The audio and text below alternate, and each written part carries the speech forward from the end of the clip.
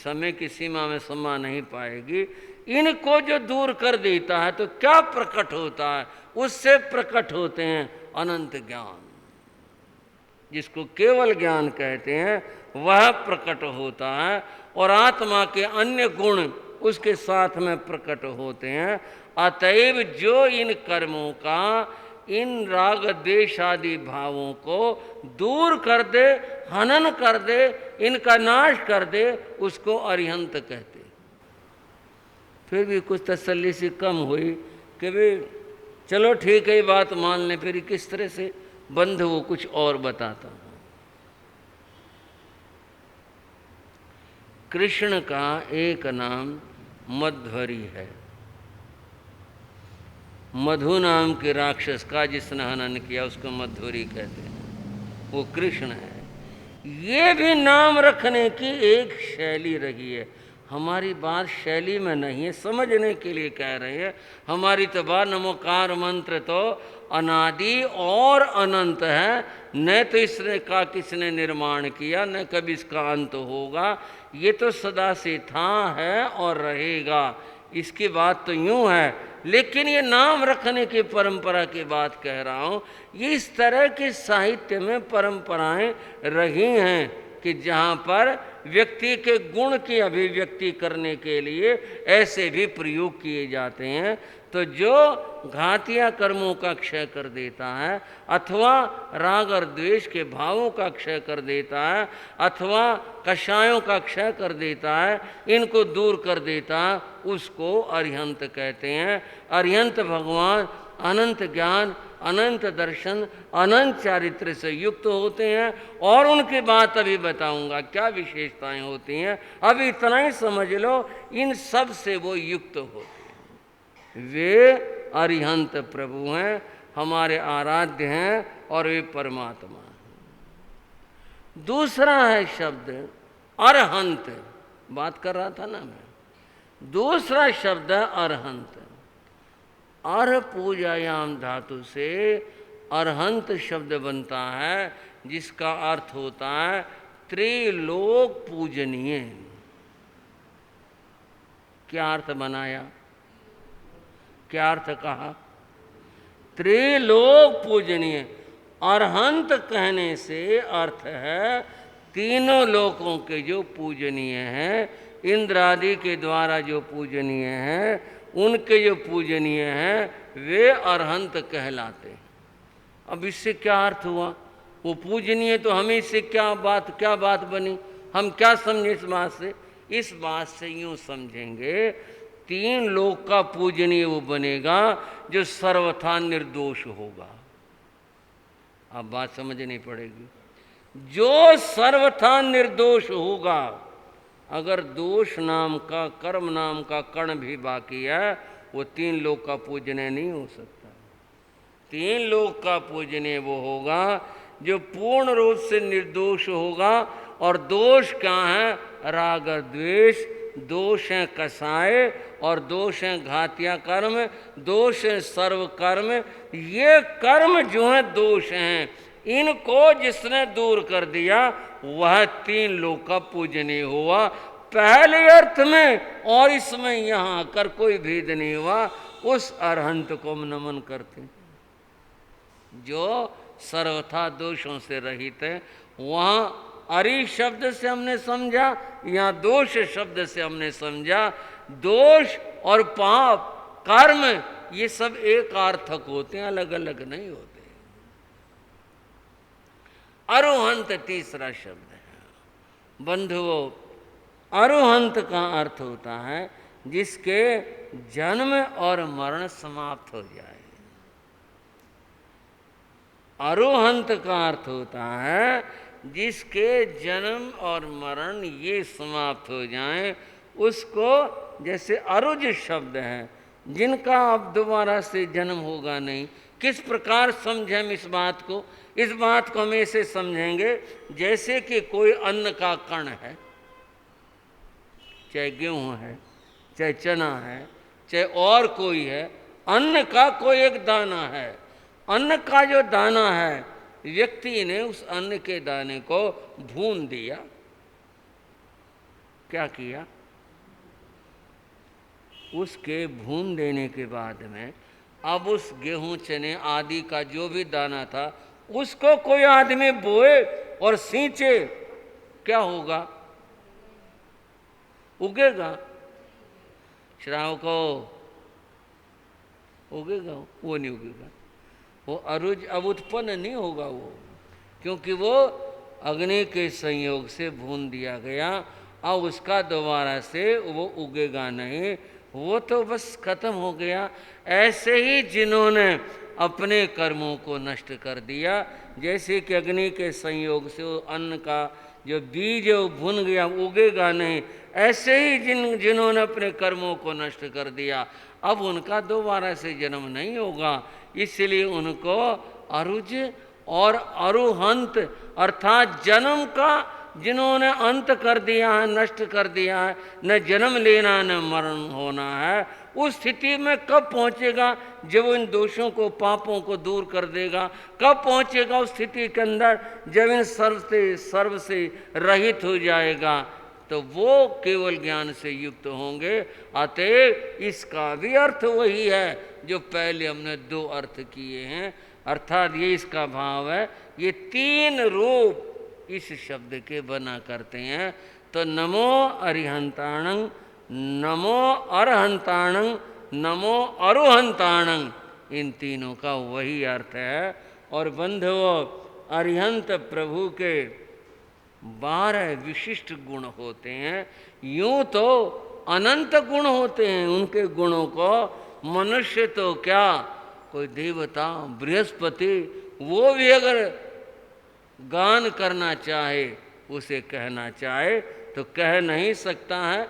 वो जो गुण हैं वो 12 के माध्यम से ही कहे जाते हैं, जो प्रधान गुण हैं, जिनमें क्या क्या है, अनंत ज्ञान पहली बात है।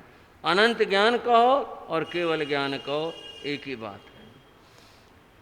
अनंत दर्शन और अनंत चारित्र, ये जो दर्शन है ये ज्ञान के साथ होता है, कहीं दर्शन के साथ ज्ञान होता है। ये छद्मस्त का और केवली का भेद है। केवली के पहले ज्ञान होता है, फिर दर्शन होता है, युगपत होते ये साथ साथ हैं। और फिर चरित्र, उनका चरित्र आनंद रूप में होता है, व्रत आदि के रूप में नहीं होता, आनंद के रूप में होता है। तप भी उनका इसी तरह से इसी रूप में होता है, वे अनंत बलशाली होते हैं। और भाव रूप में बता रहे हैं, उनकी क्षायिक सम्यक्त होती है, उनके देह वज्र ऋषभ नाराज संघनन वाली होती है। बड़ी समझने की बात है, केवल ज्ञान पाने में जाति का अर्थ नहीं है। कोई किसी भी जाति से हो, केवल ज्ञान हो सकता है। पर एक बात है, शरीर की जो संघनन है, यानी संघनन शरीर को ही कहते हैं, वो वज्र ऋषभ नाराज हो, इतनी मजबूत हो, तभी जाकर केवल ज्ञान पाएंगे। यूं ही नहीं पा सकते, किसी तरह से यूं ही हो जाए ऐसे नहीं, उसके लिए ये होना आवश्यक होता है। सम चतुर संस्थान, ये केवल ज्ञानी अरिहंतों की दृष्टि से है। उनका आकार प्रकार इस प्रकार का होता है, और उनके 34 अतिशय होते हैं। अतिशय विशेषता को कहते हैं, ये बड़ी दिव्य विशेषताएं हुआ करती हैं।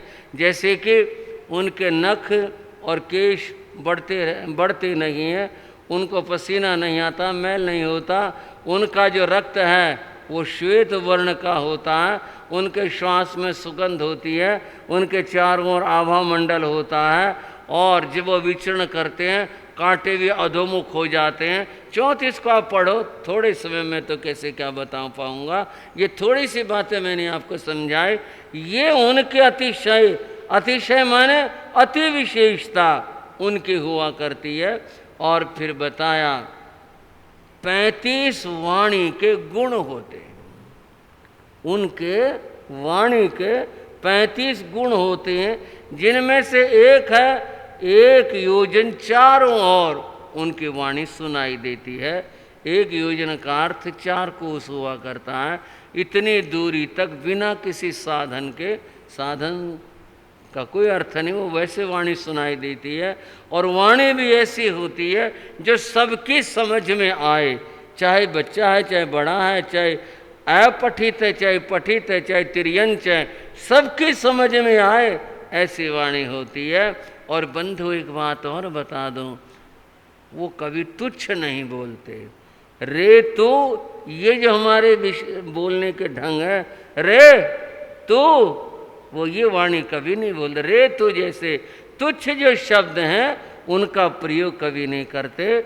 और उनकी वाणी मेघ गर्जन के रूप में होती है। जो जिस भाषा को जानता है उसी में परिणत हो करके उसको वो सुनाई दिया करती है। इस तरह की बंधुओं उनकी वाणी हुआ करती है। उनकी देह के ऊपर 1008 तीर्थंकर दृष्टि से शुभ लक्षण हुआ करते हैं जो उनके शरीर के ऊपर पाए जाते हैं। और उनकी अद्भुतता यह है कि 64 इंद्रों के द्वारा वो पूजित हुआ करते हैं। इस तरह से उनके गुण बताए गए।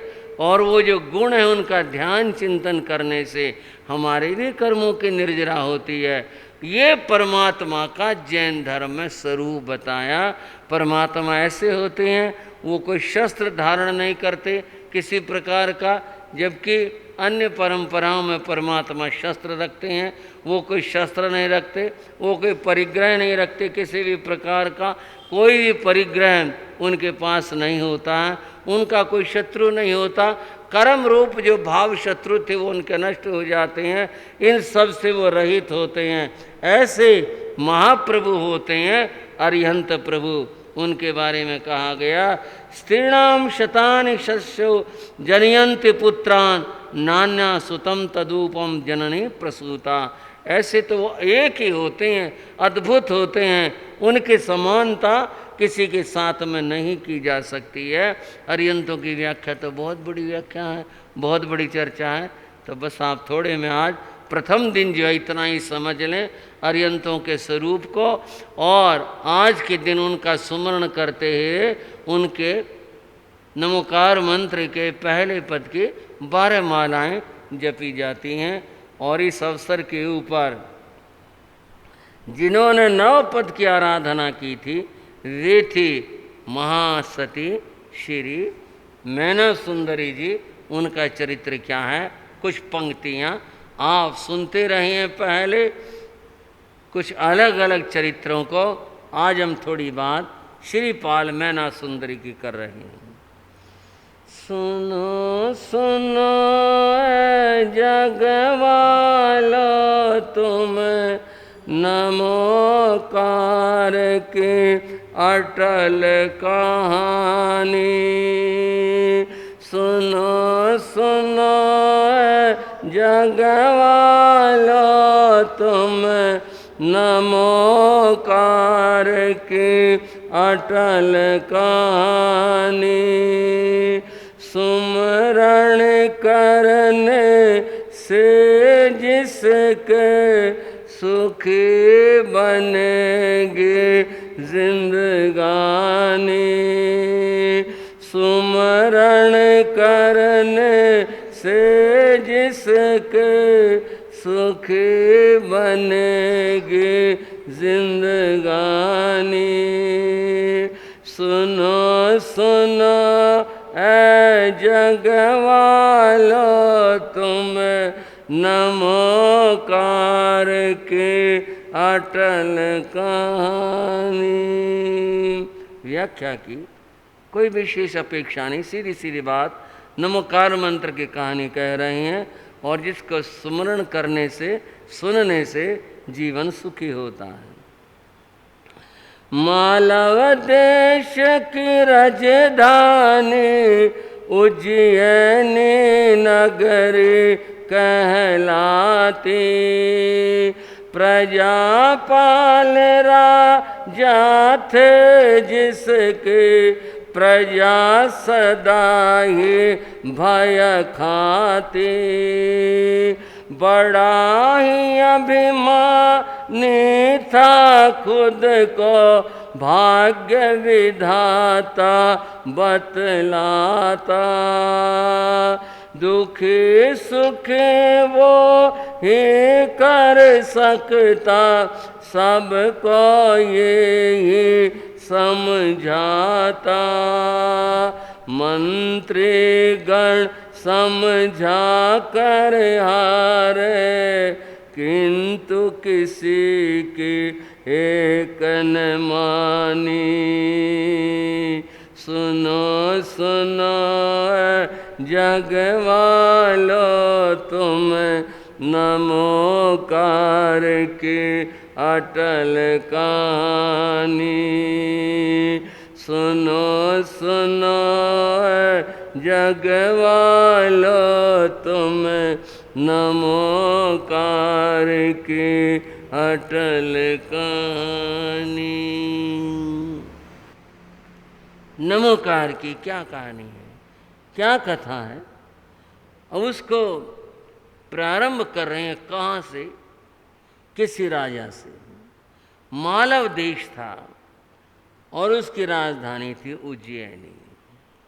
उज्जैनी नगरी का एक राजा था, उसका नाम था प्रजापाल।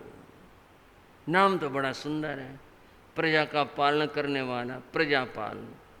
लेकिन नाम ही सुंदर था, काम सुंदर नहीं थी। कारण क्या है कि वो राजा प्रजापाल बड़ा अहंकारी था और उसका अहंकार इतना ज़्यादा बढ़ गया था कि वो अपने आप को सब कुछ मानता था। यहाँ तक उसका सूचना था कोई परमात्मा नहीं होता, कुछ और नहीं होता, जो भी है कुछ है वो मैं हूँ। मैं ही सुख दुख देने वाला हूँ, मैं ही किसी को जो चाहे दे सकता हूँ। अतएव वो अपने आप को इतना महान और बड़ा मानता था, किसी को कुछ नहीं समझता।